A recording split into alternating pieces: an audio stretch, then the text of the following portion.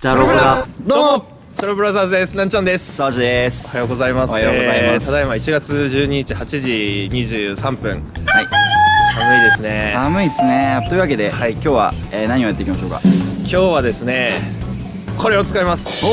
ドローンちゃん。僕のドローンちゃんなんですけど、今日の企画はこのドローンを使って上空 100m からデリーの大気汚染の状況を撮ろう企画です。なるほど。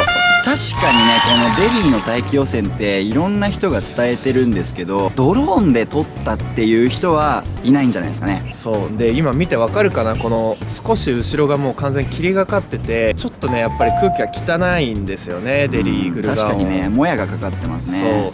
そうで、果たして上空 100m まで行ったらもしかしたら綺麗な青空を見ることができるかもしれないという淡い期待を持ってるんですよ。なるほどね。そういうのをちょっとしっかりと見たいというところで、今日はガッとこれを上げて綺麗な青空をドローンと一緒に見て、いい一日にしたいなというところですね。癒されたいということですね。はい、でただ実際に飛ばす前にどれだけここの地域が空気が汚いのかっていうのをそれは気になるよね。しっかりとちょっとお伝えしないといけないかなと思っていて、一つ携帯のアプリでエアビジュアルっていうアプリがあるんですが、それで世界中の大気汚染を全部数値化して、どこの地域がどれぐらい、大気汚染がひどいのかっていうのを数値で見ることができますと。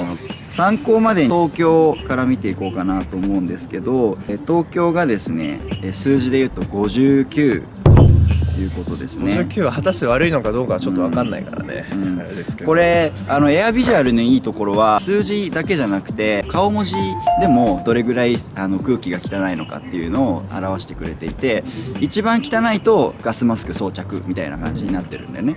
で、東京に関しては、何もしなくても大丈夫っていう、書き方になってます。こんな顔ですね。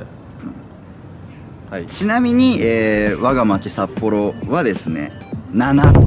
やばい、59に対して7がいきなり来たね。顔文字はグッドって書いてて、口を大きく開けて深呼吸。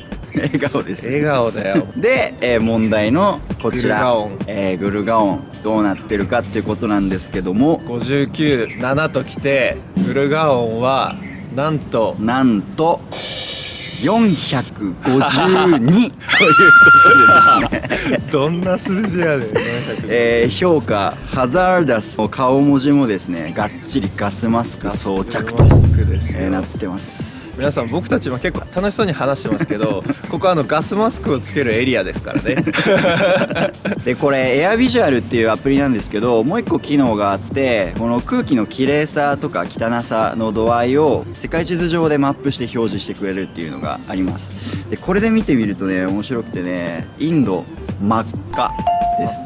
インドデリーだけじゃないもんね、グルガオンだけじゃなくて全部真っ赤だね。そうですね。もう日本がだいたい青とか緑なのに対して、もうインドが真っ赤というような状況で、ちょっとこれを飛ばしてみて、上空 100m で青い空は見れるのかっていうのをちょっと見てみたいなと思いますので、じゃあ実際にやっていきましょう。では行きましょう。せーの、チャロじゃろが。ではこれからこのドローンくん飛ばしていきたいと思います。では早速発射しましょう。発射。飛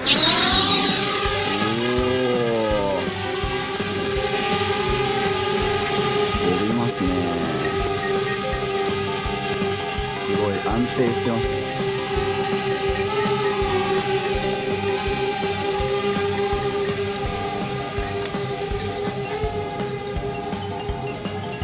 来ました。じゃあ上に行きましょう。いってらっしゃい。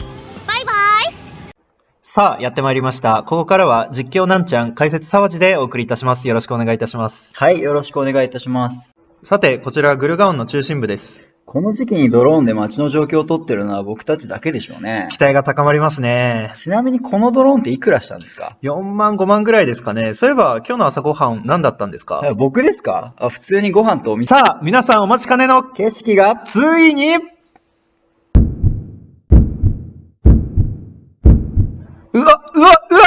切ったねー。いやー、汚いっすね。想像を超えてますよ。